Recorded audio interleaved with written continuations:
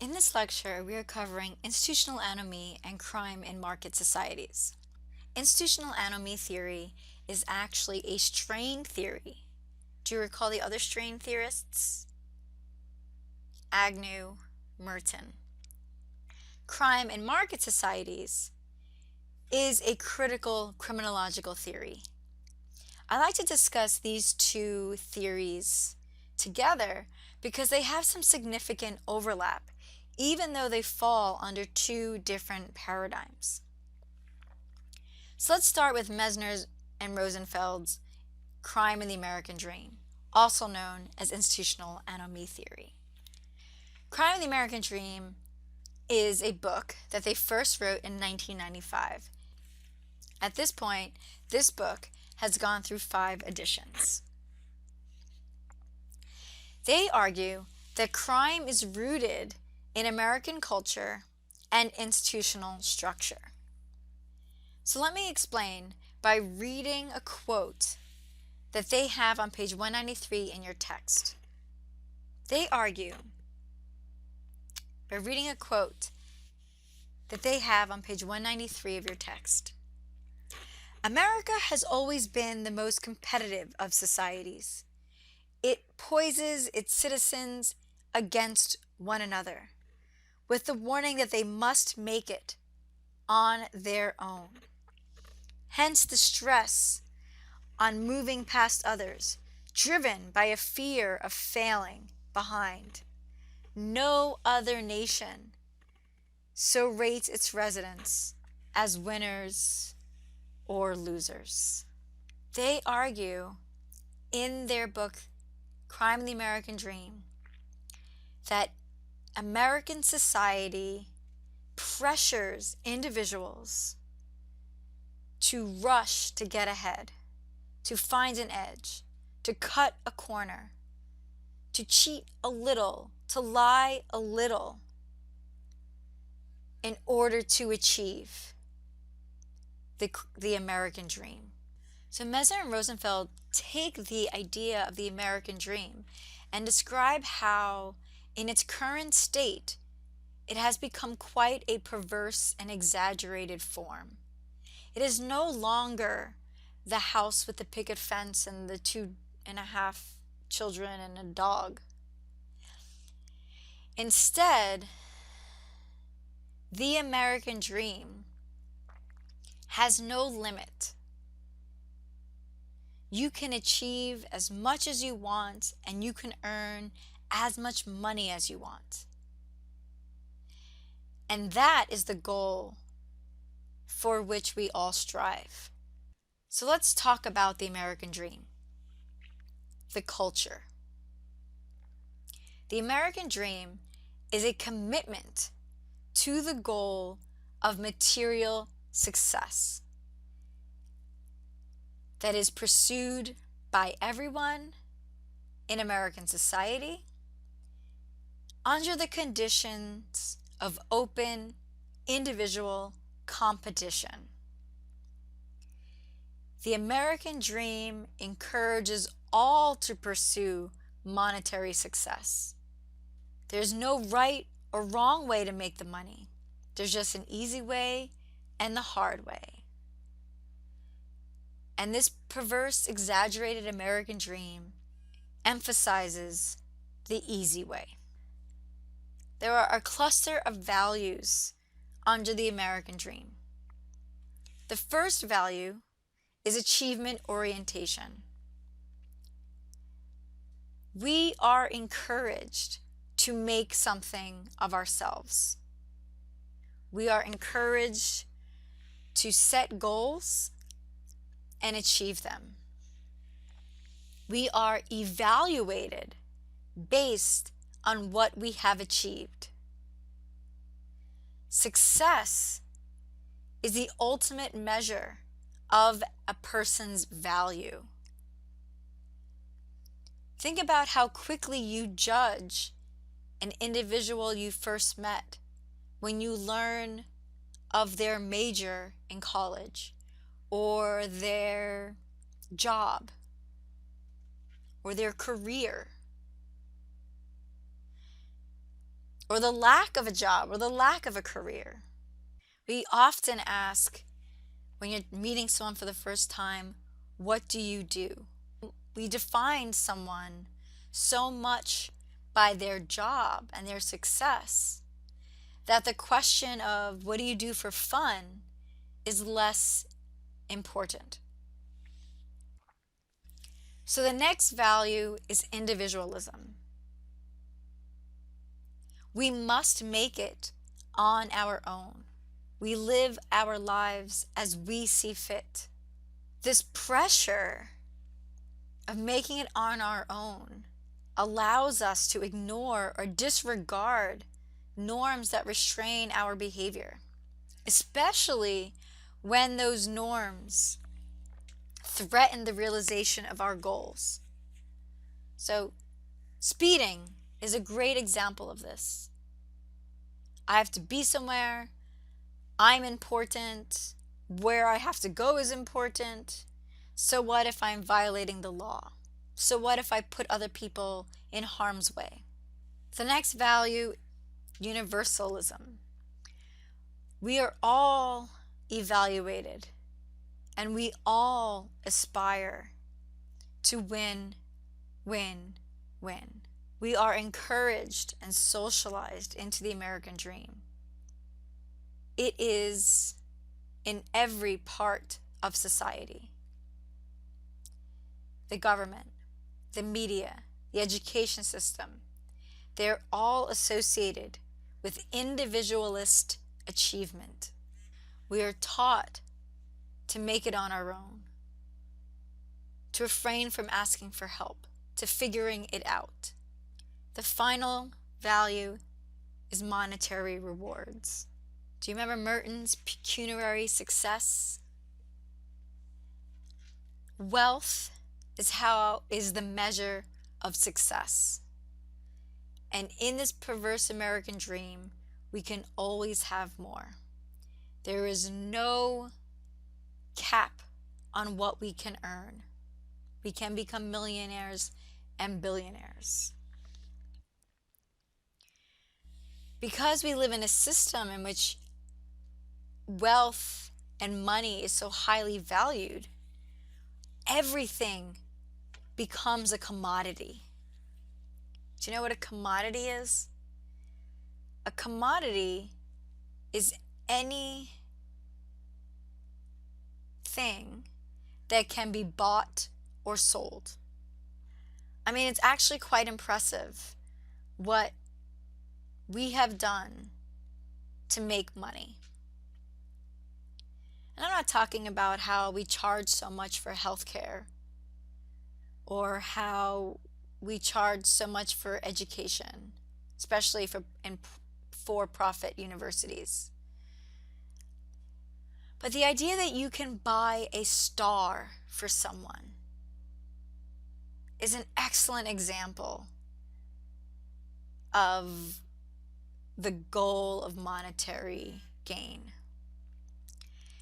Because you can buy a star for someone and you can sell that star to 1 million people, the same star. And you can tell each of those 1 million people that that star is theirs. And you can do that because you can't actually take the star out of the sky and hand it to the person. It's an incredible way of making money. You turn something that is so intangible into a commodity. So those are the values of the American dream. The next part of their theory is the institutional structure. The institutional structure is how those values are taught to us. So we have 4 main institutions in the United States. Institutions are a stable set of norms and values, statuses and roles, and groups and organizations that regulate human conduct to meet the basic needs of a society. Institutions have very specific purposes. First, they help us adapt to our environment. Second, They mobilize and they deploy resources for the achievement of our collective goals. And finally, they socialize members of society to accept the norms of that society. Each of the institutions that we have, so the four that I'm talking about are economy, the four that Messner and Rosenfeld identify are economy, family, education, and polity. Each of these institutions regulate human behavior, but they also regulate each other's behavior. They are interdependent. The family depends on the economy, so when the economy is not doing well, the family is not doing well. When the economy is not doing well, the education system doesn't get as much money. When the family is not doing well, they're less likely to send their kids to school. And government officials are highly evaluated on educational achievement in their communities, economic success in their communities, etc. So these institutions then rely on each other and balance each other. They also instill the culture. Okay, so let's talk about each of these institutions. The first is the economy. The economy is the production and distribution of goods and services. Our economy is a capitalist system. So under the capitalist system, there's private ownership and control of property and a free market for production of goods and services. So there's competition. The idea is that through competition, you can have innovation and it attracts material success. The next institution is the family. The primary responsibility of the family is socialization, physical care and nurturing, and regulation of behavior. So through the family, children can grow and they can learn the values, goals, beliefs, and norms of behavior. The primary responsibility of the educational institution is the transmission of cultural standards. They prepare youth for adult roles. The polity mobilizes and distributes power. So while each of these are very distinct, I want to iterate that they overlap and are interdependent, meaning they rely on one another to work effectively. The functioning of one affects the functioning of the other. Messner and Rosenfeld explain, however, that our institutions are not balanced, that the United States suffers from an institutional imbalance. Essentially, the economy, so work, has become much more important than all of the other institutions. So the economy, our jobs, have become more important than school, than our families, than the government. As a consequence, the United States is suffering from institutional anomie. Do you remember the definition of anomie? Anomie is normlessness, right? We get that from Durkheim, and Merton also used it. Institutional anomie is institutional normlessness. So that means that the institutions are ineffective. That means that the institutions are unable to effectively operate. Now I want to make it clear that while Messner and Rosenfeld identify the economy as tipping that balance, they don't place the blame on capitalism as the Marxist criminologists do. Rather, they look at other countries that are capitalist systems. All of Western Europe, Japan, but they don't see the perverse American dream. They don't have as much of an imbalance. And in fact, a lot of those countries have much less crime, and particularly homicide and violence, than does the United States. So Messner and Rosenfeld again describe that there is an overemphasis on the economy. And they provide evidence of this. The first piece of evidence they show about how the economy is more valuable than the other institutions is the devaluation of non-economic roles. So any role or any job that doesn't benefit the economy is going to be paid less than jobs that do. I mean, here you can see a table of how in the US non-economic roles are highly devalued. So you can see the average salary of an NBA, MLB, NHL, and NFL player. And we can have a discussion about how valuable these players are to American society, right? What benefit do they serve to young children? Okay, maybe they could be considered a role model. But other than that, how much value do they really have? But when you look at the average salary of a high school teacher, or a public school teacher, or a special ed teacher, or a teacher in a daycare center, you could probably make a much stronger argument of their value. Teachers have a much greater impact on children and on how those children behave as adults. I'm sure all of you have a teacher who has inspired you, more so than an NBA player. But look at the salary disparity. So that's an example of devaluation of non-economic roles. Accommodation. The other institutions have begun to accommodate the economy, meaning family time is determined by our jobs. When we get to go on vacation, if we ever get to go on vacation, when we spend time with our children. We even decide do I go to work or do I go to school? Often work comes before school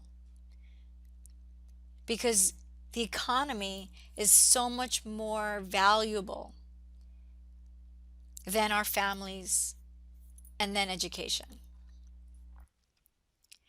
I mean, even our basic needs have been turned into commodities.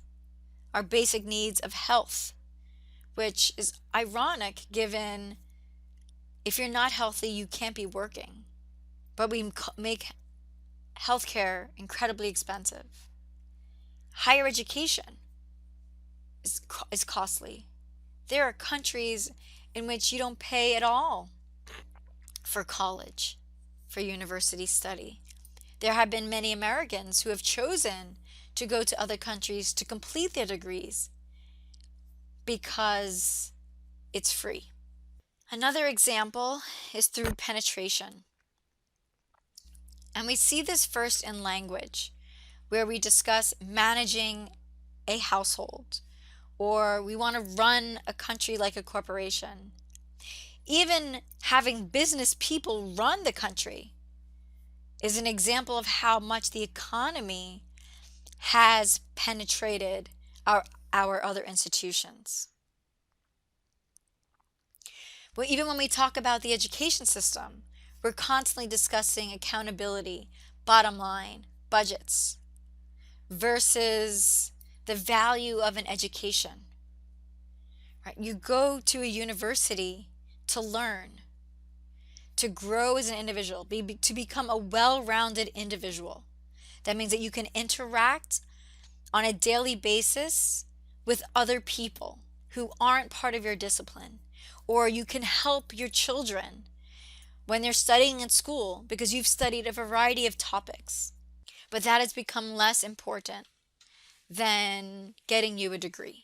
So the impact then has been institutional anomie. Institutions are unable to invoke informal social controls. There's an exaggerated American dream with no emphasis on legal behavior. So there's a pursuit of wealth by any means necessary. So criminal activity is stimulated by strong cultural pressures for monetary success, combined with a breakdown of the normative institutional order. People formulate wants and desires, many of which are difficult or impossible to attain, especially within the confines of legal behavior. So what does that mean? That means you turn to white-collar offending or drug dealing or robbery. Power and success is determined by wealth. Power, success, and even respect is determined by wealth. And so when you don't have wealth and you want to be respected, you want power, you engage in other violent crimes, maybe carjacking, maybe rape. Even though some have no access to opportunities to achieve the American dream, they are still assimilated into the American dream. They still have an inflation of consumption. They still have an overemphasis on monetary success, on possessing clothing, gold, nice cars. We are all under the spell of the American dream, which leads many to become involved in legitimate and illegitimate behavior. So when we feel the pressure to succeed and we are unable to succeed, we will do anything to those who are in our way. We will do anything to those who have disrespected us. Violence, homicide. Messner and Rosenfeld explained that there are two ways in which we could address this problem. The first is by cultural regeneration, where you want to reduce cultural pressures. They explain that this could be easily done by National Service Corps, education, AmeriCorps, Peace Corps, any sort of community service to reduce the individualism. You can decrease the value of the economy by looking at welfare entitlements, income. In particular, you can review the decommodification index, where those countries that have fewer basic needs as commodities have less violence and less homicides. They also explain about shifting our goals from the accumulation of wealth to being effective parents, good teachers, to learning, to gaining knowledge. Then you have social revitalization. Here you want to rebalance our institutions. And that could be done by providing maternity leave or parental leave, by allowing for flexible work schedules, by having employer provided childcare, and these policies could actually help the education system because it could promote school attendance, it could increase engagement of parents in schools, and then you can have campaign finance reform. So basically, the goal is to redefine how we measure success and to place more value on education, our families, and the political process, and less value on our jobs. If you have any questions about this theory, you can always email me or send me a Q&A. Next, we're going to talk about a theory that overlaps with crime and the American dream.